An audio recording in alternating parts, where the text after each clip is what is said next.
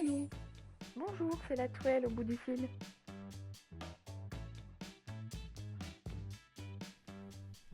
Bonjour à tous et bienvenue dans notre podcast La Truelle au bout du fil, un podcast qui a pour but de présenter les étudiants et leurs sujets. Nous avons le plaisir de recevoir aujourd'hui Corentin Gallois, en Master 2 Mondes Anciens en parcours Égypte et Proche-Orient ancien, avec une option en Égypte ancien. C'est un peu long à dire, mais c'est bien Oui, ça. c'est exactement ça. C'est le plus long intitulé, je pense, de la fac, à peu près. Mais oui, c'est ça, je suis donc bien dans l'option Égypte ancienne. Et c'est un parcours qui rassemble les proches orientalistes et les égyptologues. Et les égyptologues, pardon. Est-ce que tu pourrais nous parler un petit peu de ton parcours, d'où te vient ta volonté de faire de l'égyptologie? Est-ce que c'était un rêve d'enfant? En effet, c'était un rêve d'enfant, ce. En fait, c'est assez simple à raconter. La plupart des gens, c'est par le biais d'Indiana Jones ou le film La Momie, le retour de la momie, etc. En fait, moi, c'est vraiment, je me souviens enfant petit, aux alentours de la maternelle, où en fait, je me levais à 6h du matin pour regarder Papyrus, qui passait à l'époque sur TF1.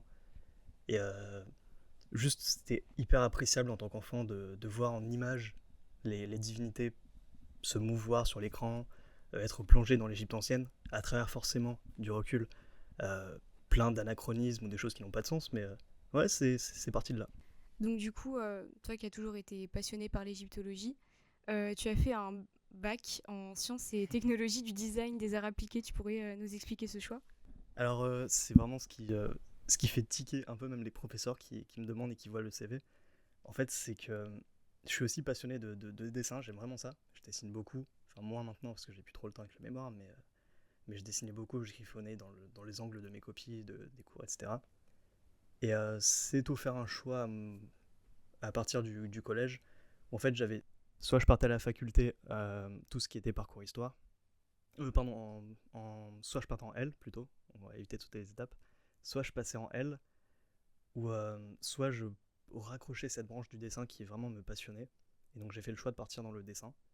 Ça m'a ouvert sur tout ce qui est histoire de l'art, tout ce qui est même méthodologie pour former des corpus, etc. Et ensuite, je me suis dirigé à la faculté en parcours archéologie. Euh, Simplement parce que, encore une fois, deux choix. Soit je partais vraiment en animation dessin, ou soit je partais en histoire de l'art, à archéologie. Et en archéologie, je pouvais toujours garder ce côté dessin, là où au dessin, j'abandonnais carrément l'archéo et l'égypto. Donc le choix s'est vite fait. Et donc du coup, toi qui viens d'un parcours archéologie en licence, est-ce que tu pourrais nous dire la différence entre le master Mondes Anciens mais parcours métier de l'archéologie et le parcours Égypte et Proche-Orient ancien que tu fais actuellement? Ouais, tout à fait. Donc en fait, l'avantage qu'on a dans le parcours égyptologie, c'est qu'on n'a pas énormément de cours. On a un séminaire d'ouverture qui est en commun avec tous les autres étudiants du Master Mondes Anciens, de la mention. Et on a un séminaire de spécialité. Spécialité, c'est-à-dire que si je suis en option égyptologie, mon séminaire de spécialité sera l'égyptologie. Et dans ce séminaire, j'ai été amené à étudier le copte, la civilisation et la langue, le démotique, civilisation et langue également. Et ensuite, c'est plus des questions thématiques plus pointues, on va dire, avec les questions oraculaires, des papyrus médicaux, les papyrus magiques. Et donc, c'est plutôt pas mal. Ça laisse pas mal de temps pour le mémoire, parce que deux séminaires, ça équivaut à peu près à 2 heures par semaine environ. Donc, on peut passer pas mal de temps en bibliothèque pour travailler. Là où en archéologie, si je ne m'abuse, ils ont beaucoup plus d'heures de cours, beaucoup plus de matières différentes, mais ça reste, à mon sens, un désavantage, mais également un avantage, parce qu'en fait, ils peuvent aborder plusieurs points précis, notamment tout ce qui est la discipline de l'archéobotanique, tout ce qui est paléo-environnement, archéologie du bâti, sur différentes périodes. Mais je suis pas le plus à même à en parler, bien sûr, mais c'est plus lourd en termes de quota horaire. Donc pour travailler de mémoire, je pense que c'est un peu plus compliqué. Dans le parcours égyptologie, j'imagine qu'il y a des étudiants qui viennent de différentes licences, de différents horizons. Est-ce que c'est les mêmes débouchés pour tout le monde? Alors la question est vraiment pertinente pour le coup, parce qu'en fait c'est compliqué vraiment même juste à y répondre. Euh, En fait, en archéologie, on a l'avantage, c'est on- en sortant de licence, on peut pas dire archéologue, loin de là, même master, c'est un peu compliqué. Mais en fait, on a cette connaissance du terrain. C'est-à-dire qu'on peut prétendre à des postes, on peut prétendre à des comment dire, à aller sur le terrain, participer à des chantiers, des missions, des campagnes de fouilles, même si en Égypte, ça reste vraiment très compliqué. Là où en fait en histoire, ils peuvent difficilement accéder à ça. Ça ne veut pas dire ils pourront jamais, mais c'est que ça reste plus compliqué et ça sera plus ils vont plus se tourner vers les parcours de professeurs, agrégation, CAPES, euh, se tourner vers les concours de conservation, concours du patrimoine, toutes ces choses-là que même en archéo je peux faire. Mais ouais, c'est ça, l'aspect archéo pour les historiens, c'est un peu compliqué. Pour en revenir à ton sujet, donc tu as décidé de traiter les bouquets et les offrandes en Égypte ancienne avec Madame Widmer. Comment en es-tu venue à choisir ce sujet? C'est vraiment d'un hasard, si je puis dire. Mon sujet initial, alors, plusieurs thématiques avaient été abordées avec Madame Widmer en fin de licence 3 pour le master, et notamment la botanique, c'est vraiment le domaine qui est ressorti principalement. Et mon sujet devait être l'étude d'un type de bouquet qui est dit le bouquet de vie, parce qu'il ressemble au signe hiéroglyphique vie, donc la vie. Et en fait, c'est au détour d'un article, j'ai entreaperçu un autre type de bouquet qui rassemblait des oiseaux avec des végétaux, ce qui est tout à fait peu commun, pour le dire, et très cocasse, enfin, très très drôle, à voir notamment en dessin. Et sur un autre article, il y avait également une autre représentation de ce deuxième type de bouquet, et en fait, il n'y avait aucune mention qui était faite. Et je me suis dit, là, il y a peut-être quelque chose à faire, à réétudier la question, à essayer de voir s'il n'y a pas d'autres bouquets avec des oiseaux cachés quelque part qui n'auraient pas été étudiés, analysés, et tout en remettant en question ce qui avait déjà été dit dans les années 70 à peu près. Donc dans ton sujet, tu parles à un moment donné des bouquets spécifiques. Est-ce que tu pourrais nous expliquer ce que c'est? Donc les bouquets spécifiques, c'est les bouquets que j'étudie dans mon mémoire, présentation et offrande de quelques bouquets spécifiques en Égypte ancienne. Et en fait, ces bouquets, en fait, ce sont vraiment des bouquets mélangeant des végétaux, papyrus, nénuphars, autres plantes, avec différents oiseaux. Donc, ça peut être des canards, des oies, des cailles, des blés même. Et c'est assez particulier à voir. Et de ce que j'ai pu en déterminer actuellement, j'en identifie 3 à peu près. Mais différents, soit dans la composition interne du bouquet en termes de végétaux, c'est-à-dire que ça peut être soit du blé dans ce bouquet, soit papyrus nénuphar, ou soit dans les oiseaux qui changent d'un bouquet à l'autre. De manière plus générale, quelle méthode as-tu utilisée pour composer ton sujet? La première étape en égyptologie, en tout cas dans le master, on nous apprend première année à constituer un corpus, c'est-à-dire qu'on va rassembler une masse importante de documentation, de documents anciens, que ce soit iconographique ou textuel, sur lesquels après l'analyse va s'appuyer. Et donc la première année est vraiment consacrée à ce travail-ci, et ça demande vraiment d'éplucher tous les ouvrages qu'on peut, prendre toutes les références comment dire, tous les ouvrages qui s'intègrent vraiment au sujet, il faut que ça corresponde bien. Et si admettons, on a des éléments annexes, ils iront dans un corpus annexe. Mais ça a vraiment été emmagasiné le plus d'éléments, en se basant notamment sur ceux qui avaient été récupérés par l'article de référence sur les bouquets spécifiques, et en le complétant par des lectures personnelles. Finalement, comment on peut interpréter les bouquets dans les représentations?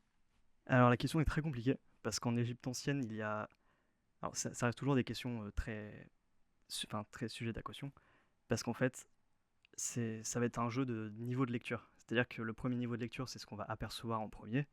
Donc par exemple, un bouquet avec du blé et des oiseaux qui proviennent de champs, bah, c'est ni plus ni moins qu'un bouquet, c'est juste les produits du champ qui ont été récoltés. Mais en deuxième niveau de lecture, on peut avoir d'autres références religieuses, et notamment ça peut être parce que le blé fait référence à Népri, qui est une divinité. Ça peut évoquer tout ce qui est l'aspect de renaissance pour le défunt. Les oiseaux peuvent être connotés, que ce soit des vecteurs de régénération ou juste des ennemis, incarner les ennemis. Donc il y a plusieurs questions à ça. Et donc 3 types de bouquets se dégagent principalement. On a le premier qui est un bouquet dit des récoltes, prémisse des récoltes, offert globalement à la divinité des récoltes lors des fêtes. Ensuite, on a un deuxième bouquet qui a plus une valeur apotropaïque, donc pour faire fuir les oiseaux, considérés comme les ennemis, pour faire fuir les ennemis pour que le défunt puisse accéder à l'au-delà plus facilement.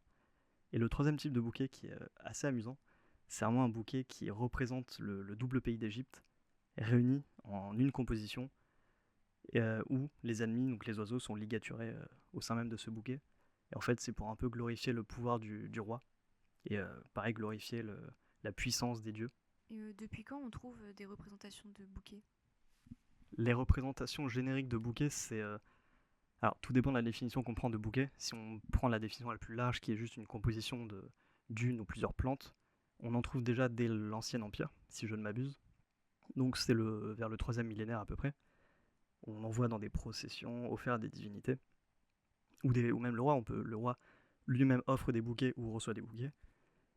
Et en fait, c'est vraiment à partir du Nouvel Empire, donc vers le milieu du 2e millénaire, qu'on va retrouver des bouquets très très complexes dans leur composition, où en fait ils vont mélanger à la fois des papyrus, nénuphars, mais également tout ce qui sera liseron des champs, fruits de Mimúsops. Et cette complexité du bouquet apparue au Nouvel Empire, et notamment due à l'effervescence culturelle que propose cette époque, que ce soit l'enrichissement religieux, l'enrichissement des discours, des programmes iconographiques, des expéditions au pays de Punt, notamment, vers le sud, où en fait ils ont pu ramener de nombreuses denrées, de nombreux végétaux, de nombreuses plantes, et donc les rajouter à leurs bouquets initiaux. Tu nous as évoqué 3 bouquets différents. Est-ce qu'il y en a un que tu voudrais approfondir? Ouais, carrément. Le 3e bouquet, justement, est vraiment, à mon sens, le plus facile à appréhender, la question des différents niveaux de lecture. En fait, c'est en prenant dans l'ordre chronologique à travers 3 exemples notamment. Donc en fait, il apparaît, pour juste donner un exemple parmi tant d'autres, dans une procession du temple de Ramsès II, où en fait c'est des prêtres qui apportent ce bouquet au roi. Et ce bouquet composé à la fois de papyrus, de nénuphars et d'oiseaux est affronté à toute une série d'ennemis ligotés. Et en fait, on a vraiment un jeu de parallèle entre les deux. Donc ça, c'est la première évocation pour comprendre. Donc premier niveau de lecture, on peut juste se dire, c'est une offrande alimentaire classique. Notamment dans les tombes, il est fait mention simplement de apporter un bouquet, des plantes fraîches venant des champs et des oiseaux qu'a capturé la déesse des champs. Donc vraiment, on a vraiment ce premier niveau de lecture où c'est juste des produits de la nature. En fait, plus on va avancer dans le temps, plus le second niveau de lecture va ressortir, notamment dans une scène, pareil, dans le temple, ce coup-ci, d'un successeur, donc de Ramsès III, pharaon de la 20e dynastie, si je ne m'abuse. Et en fait, dedans, c'est ses fils qui lui apportent un bouquet. Donc ce bouquet est pareil, composé de nénuphars, papyrus, d'oiseaux. Et le texte fait mention et insiste bien sur ces points-là, sur l'unification du double pays d'Égypte, la Haute et la Basse Égypte, de l'assujettissement des ennemis, se placer sous les sandales du roi, ce qui signifie vraiment que le roi est au-dessus et qu'il a vraiment réduit ce fait de ses ennemis en sujet, ni plus ni moins. Et ce qui est intéressant, c'est que l'un des oiseaux ressemble au hiéroglyphe Khérit. Et le hiéroglyphe Khérit signifie les sujets du roi. Donc les peuples qui sont sous la domination du roi. Donc ce qui est déjà très intéressant. On a un deuxième niveau de lecture qui commence vraiment à bien apparaître, donc dès le Nouvel Empire, la fin du Nouvel Empire. Et c'est vraiment en fait à l'époque ptolémaïque que ce bouquet va prendre un sens plus profond. En tout cas, cet aspect d'abattre les ennemis et d'unifier le pays va vraiment être exacerbé à l'époque ptolémaïque à travers les textes. Où en fait, dans le temple d'Horus, ça va être fou, sous Ptolémée, l'un des Ptolémées. C'est, je veux pas trop dire de bêtises, mais il me semble que c'est Ptolémée 12. En fait, il offre à Horus, encore une fois, ce même type de composition. Donc, premier niveau de lecture, le bouquet est appelé bouquet des champs, bouquet de la déesse des champs, où en fait, c'est les produits frais qui sont apportés aux dieux. Et les points qui sont vraiment appuyés, c'est encore une fois la Haute et la Basse Égypte réunies en une seule et même composition, avec les oies que porte ce bouquet. Et les oies sont précisées comme étant des ennemis, les ennemis du dieu et les ennemis du pharaon. Donc encore une fois, on a ce focus sur cet aspect de l'ennemi à abattre et du double pays réuni. Et ce qui est intéressant, encore une fois, c'est qu'on peut très bien se dire « Ah, mais ça, c'est une lecture, c'est une interprétation de nous actuellement. » Mais en fait, les anciens Égyptiens aimaient bien faire ces jeux, ces parallèles, jouer sur plusieurs niveaux de lecture. Et en fait, la Haute et la Basse Égypte sont représentées par les plantes héraldiques même. C'est-à-dire que la Haute Égypte est représentée par le... Je confonds toujours. La Haute Égypte, c'est par le nénuphar, tandis que la Basse Égypte, c'est le papyrus, qui, là, en l'occurrence, sont également réunis de manière iconographique. Donc le texte fait mention de cette réunification que le bouquet représente. Et les oiseaux sont les ennemis qui ont été ligaturés autour de ce bouquet. Donc vraiment, c'est... On peut, encore une fois, hein, ça peut être sujet à caution, mais ce niveau de lecture est vraiment renforcé à l'époque ptolémaïque par les textes. Donc on a vraiment les sources textuelles qui appuient cette interprétation. Qu'est-ce que ce bouquet a de particulier? Pourquoi c'est celui-là que tu as décidé de nous présenter en priorité? Il est assez amusant parce que c'est le plus évocateur quand je parle de mon sujet. C'est celui où on peut plus facilement appréhender ces différents niveaux de lecture, parce que les premiers textes font vraiment mention de l'offrande de base d'aliments, de produits frais de la nature, et les textes ptolémaïques insistent sur le deuxième niveau de lecture. Donc pour expliquer à ceux qui veulent en savoir plus sur mon sujet, c'est le plus facile à appréhender. Et ce qui est vraiment très intéressant dans ce bouquet, c'est ce parallèle entre les oiseaux, considérés comme les ennemis, qu'on a ligaturés autour du bouquet, représentant la Haute et la Basse Égypte. Et ça fait vraiment écho à d'autres rituels en Égypte ancienne. Et je pense notamment au vase d'exécration que l'IPEL, l'Institut de papyrologie et d'égyptologie de Lille, conserve en dépôt actuellement au Palais des Beaux-Arts.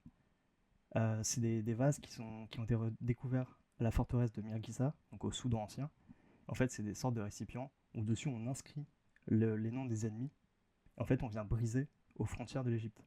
Donc par ce geste, en fait, cette métaphore gestuelle, on vient casser le vase, certes, mais on vient également briser l'ennemi, on vient également le tuer. Et en fait, les bouquets, c'est dans la même idée. En fait, on vient, en ligaturant les oiseaux, c'est comme si on ligaturait les ennemis, et on permettait la réunification du double pays, incarné par le papyrus et le nénuphar, réunis au sein du bouquet. Quelles ont été ou quelles sont toujours les difficultés que tu as pu rencontrer dans ton mémoire, enfin dans le mémoire, dans ton sujet ou dans la recherche de manière générale? Alors, je vais être honnête, nombreuses, vraiment, il y en a beaucoup. Donc, au sein même du mémoire, ça a plus être des questions d'identification, que ce soit des plantes ou des volatiles. Parce qu'en fait, si j'ai pas d'éléments caractéristiques discriminants, que ça peut être les petits filaments du papyrus, que ça peut être les pétales du nénuphar, en fait, je vais pas pouvoir l'identifier avec précision. Je vais pas pouvoir identifier quelle plante compose tel ou tel bouquet, et pareil pour les oiseaux. Et ce qui peut être handicapant parce que chaque plante a sa propre signification. Et le papyrus, chose à savoir, c'est que le papyrus et le nénuphar ont la même forme extérieure, ont les mêmes contours. Donc en fait, les deux se confondent parfaitement. Ce qui est très très compliqué de se faire à analyser par la suite. Et sinon, d'aspect personnel, ça va être vraiment tout ce qui va être pas forcément propre aux mémoires, pas propre au master non plus, mais plus dès la licence. En fait, dans la faculté de Lille, on a très peu d'égyptologie en licence histoire de l'art et archéologie. Donc ça veut dire qu'arriver une fois en master, en tout cas je l'ai ressenti comme ça, avec énormément de lacunes, donc énormément de choses à compenser. Et en fait, on vous dit, constituez-moi un corpus, très bien. Pour l'instant, on se dit c'est très simple. Mais en fait, quand on ne sait pas où chercher, quoi, quand, comment, c'est vraiment très compliqué. Et on est un peu perdu par la masse documentaire. On est perdu parce qu'on arrive à la bibliothèque de recherche, donc Jacques Vendier ici. Et en fait, on a une centaine d'ouvrages à notre portée, mais on ne sait pas lequel consulter en premier. Et donc, c'est très très perturbant. Donc, c'est vraiment les difficultés auxquelles j'ai fait face. Et si pour revenir aux mémoires, c'est vraiment la difficulté de la définition du sujet, où pour certains, on a peut-être tendance trop facilement à calquer notre grille, notre grille de caractéristiques, notre grille de conception actuelle sur les civilisations passées. C'est-à-dire qu'on veut...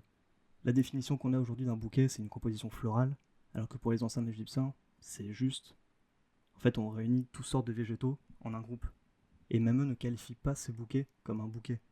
Ils qualifient les compositions selon leur forme. Si en fait ils sont constitués de bâtons, si la composition est lâche. Donc en fait, il y a vraiment un gros travail de définition qui a été fait pour vraiment coller au plus près possible de la conception égyptienne. Et pas calquer ma conception sur une conception passée. Tu aurais des conseils à donner aux étudiants justement par rapport à ces difficultés? Si vous venez de licence Histoire de l'archéologie, courage, lisez beaucoup. Non, c'est un vrai point, c'est quand des licences viennent me voir pour partir en égyptologie, c'est vraiment ce que je leur dis en premier, c'est lisez tout ce que vous voyez sur le sujet, sur la discipline de l'égyptologie, lisez à fond. Essayez de vous intéresser au maximum de choses, que ce soit juste des petits articles sur internet, franchement allez-y. C'est toujours des connaissances en plus. N'hésitez pas à aller ouvrir des ouvrages, assister à des conférences, mais pas forcément que sur l'égyptologie de manière générale, mais des conférences sur l'égyptologie, que ce soit sur l'IFAO, sur le site YouTube de l'IFAO qui retransmet énormément de conférences gratuitement, que ce soit en s'inscrivant même à des associations. Je pense notamment à l'association Sebaït, c'est une association d'égyptologie basée à Montpellier qui propose des conférences payantes, certes, mais relativement bien accessibles, ils sont très gentils, qui plus est, ça peut être un argument. Et pareil, aller sur le site de la SFE, Société Française d'Égyptologie, qui propose un onglet bibliographie. Donc c'est plein de conseils de lecture. Vous rapprochez des professeurs d'égyptologie de la faculté qui, franchement, vous accueilleront à bras ouverts pour accéder même à la bibliothèque bibliothèque de recherche, pour commencer des recherches. Et pour les moins fortunés, et je comprends, parce que étudiant, c'est vraiment très compliqué. En termes d'argent, on ne peut pas acheter les derniers ouvrages qui coûtent des centaines d'euros. C'est vraiment d'aller farfouiller, que ce soit Emmaüs, que ce soit la Vieille Bourse de Lille. On peut trouver de très très bons ouvrages. Et franchement, allez-y, vous allez trouver des ouvrages qu'on a même à la bibliothèque de recherche, mais pour 5 euros pour une bouchée de pain. Et vraiment, c'est des choses que j'ai fait moi-même, donc aucune honte à avoir dessus. On n'a pas tous des revenus, on n'a pas tous 1000 et des 100. Donc voilà. Et enfin, pourquoi avoir accepté de participer à ce podcast? J'aime bien la question. En fait, déjà, j'avais trouvé l'initiative très très bien, donc je vous félicite déjà d'abord. C'est vraiment une très bonne initiative de faire parler les étudiants, pas uniquement les professeurs, les plaquettes. Ça rajoute un côté chaleureux et humain à la chose. Et non, c'est faire partager, communiquer sur la discipline que je tends, vers laquelle je souhaite me diriger. Et non, je voulais communiquer sur mon sujet, dire que l'égyptologie c'était tout à fait accessible, très compliqué, on va pas se mentir. C'est-à-dire qu'accéder à des chantiers de fouilles, c'est, en tout cas pour l'île, impossible. On va dire les choses, on va dire voilà, faut être honnête. Mais ça reste tout à fait accessible si vous souhaitez vous diriger dedans, si vous appréciez l'égyptologie. Et voilà, je tenais vraiment à partager ma passion. C'est quelque chose que je souhaite donner la flamme à des gens qui veulent partir dedans. Eh bien, merci Corentin d'avoir accepté de participer à ce podcast. Et merci à nos auditeurs de l'avoir écouté. Si vous avez des questions, des conseils ou si vous souhaitez tout simplement y participer, n'hésitez pas à nous contacter. On se retrouve le mois prochain pour un nouvel épisode. À bientôt!